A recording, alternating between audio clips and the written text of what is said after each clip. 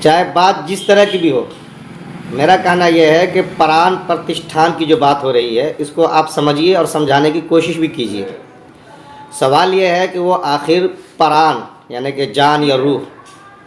پہلے تو نہیں تھی جس کو اب وہ جان ڈالنے جا رہے ہیں اس کے اندر، اس کو سمجھنا ہوگا کہ آخر جب ڈالنے جا رہے تھے اس کا مطلب پہلے نہیں تھی وہ، یہ بات تو اب مانیں گے ہی۔ اور پھر یہ ہے کہ یہ خود بھی کہہ رہے ہیں، ان کے جتنے بھی شنکر آچاریہ ہیں انہوں نے صاف کھلے عام یہ کہا ہے، آپ جائیں ویڈیوز آپ دیکھ سکتے ہیں، ان کے انٹرویوز آپ کو مل جائیں گے، چاہے پرنٹ میڈیا پہ ہو، الیکٹرانک میڈیا پہ ہو، ہر جگہ پہ سب چیزیں گشت کر رہی وائرل کر رہی ہے۔ وہ خود کہہ رہا ہے کہ مندر جو ہوتا ہے ہمارے بھگوان کے لیے جسم کا درجہ رکھا کرتا ہے یہ، تو جب تک جسم مکمل نہیں ہوگا اس کے اندر ہم روح کیسے ڈال دیں گے، پران کیسے ڈال دیں گے؟ اس لیے یہ ناقص مندر کے اندر جو ڈالنے جا رہے غلط کر رہے، اس لیے ہم لوگ اس کا بائیکاٹ کرتے ہیں، یہ خود وہ بھی کہہ رہے ہیں۔ تو قرآن کریم نے جو کہا ہے کہ ضعف الطالب والمطلوب، اور اس ملک کے اندر جو ہمیں right to freedom of religion حاصل ہے کہ مذہبی آزادی آپ کو ملے گی، آرٹیکل آپ جو ہمارے جو فنڈامنٹل رائٹس ہے پریمبل میں جا کر کے آپ اس کو دیکھ لیجئے، آرٹیکل 29 کا ہو یا 26 کا ہو، ان سب چیزوں کو دیکھنے کے بعد سمجھ میں آ جائے گا کہ اس ملک کے اندر جو آزادی ہمیں دی گئی ہے، مذہبی آزادی، عزت سے وقار کے ساتھ رہنے کی آزادی، اس کے اندر آپ جب دیکھیں گے تو آپ کا جو مذہبی قرآن ہے، مذہبی کتاب ہے، وہ دونوں چیزوں کو بہت اچھے انداز سے کلیئر کر دیتی ہے۔ آپ سورہ حج کے اندر دیکھیں کیا کہا ہے، ضعف الطالب والمطلوب، کہ بھئی جن کو یہ بے جان، خود آج بھی کہہ رہے ہیں یہ وہ بے جان ہے، یا ایھا الناس ضرب مثل فاستمعوا له ان يسلبهم الذباب شيئا لا يستنقذوه منه، ضعف الطالب والمطلوب کہا گیا کہ اگر ان سے کچھ ایک مکھی بھی کچھ چیز چھین کر کے لے جائے تو یہ اس کو نہیں روک سکتے، اس سے چھین نہیں سکتے، گویا کہ یہ خود بھی کمزور ہے، جو ان سے منتیں اور مرادیں مانگتے ہیں، جو ان کی پجاری وہ بھی کمزور ہے، قرآن نے یہ بھی کلیئر کیا ہے۔ اور ہم اور آپ جس اللہ کو مانتے ہیں اس اللہ کے بارے میں قرآن کریم خود کہتا ہے، اللہ لا الہ الا هو الحی القیوم، وہ اللہ جو ایک ہے، زندہ ہے، جاوید ہے، ازل سے ہے، ابد تک کے لیے ہے،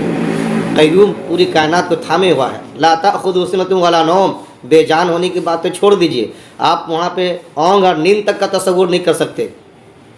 تو اس طریقے کی خدا کی جو ڈیفینیشن اللہ تبارک و تعالیٰ کی قیومیت کا جو اظہار اور جو ایکسپلینیشن قرآن کریم دیتا ہے، اس کو سمجھائیے اور ان کو بتائیے۔ اب جہاں تک بات آئی ہے جو آپ نے یہ کہا کہ مسلم راشٹریہ منچ کے تھرو یہ کہا گیا ہے کہ بھائی سب لوگ مسجد میں، مکتب میں، اپنے گھروں میں 22 جنوری کو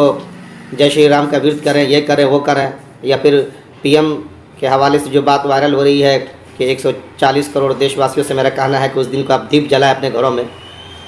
تو خیر ان کا جو بھی اپنے اندر کی جو باتیں یا اندر کی جو دھارنا ہے، ان کی جو سوچ ہے وہ سامنے میں ہے۔ مسلم راشٹریہ منچ کے حوالے سے میں کہنا چاہوں گا، اس کا کہنا یہ ہے کہ آج 99% مسلمانوں کے ہردے میں یا دل میں رام بستے ہیں۔ وہ کیوں کہہ رہے ہیں اس کو سمجھ لیں آپ۔ دراصل ان کا ماننا یہ ہے کہ ہم دیکھتے ہیں کہ یہ لوگ رام کی عزت کرتے ہیں، رام کا اچھا سا نام لیتے ہیں، تو بھائی تو میرے قرآن کریم میں ہماری مذہبی تعلیم، ہمیں شرعی ہدایت دی گئی ہے، دینی حکم کے ہم پابند ہیں، اس لیے ہمیں ان کا احترام کرنا، احترام کی بات کہہ لیجئے،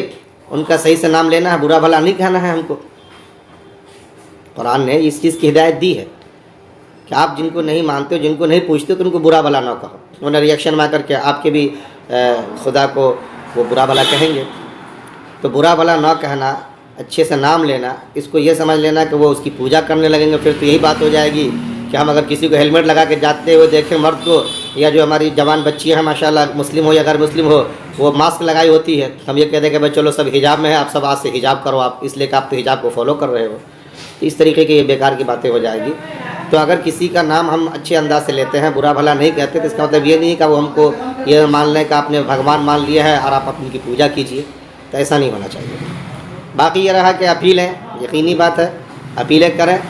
لیکن اپیل کا مطلب یہ نہیں کہ صرف اس دن ہم اپنی مسجدوں کو اور اپنے گھروں کو اللہ تبارک و تعالیٰ کے ذکر سے، اذکار سے، نماز سے آباد کریں، نہیں میرے بھائی، یہ نماز ہمارے لیے ایسے ہی ہے جیسے کہ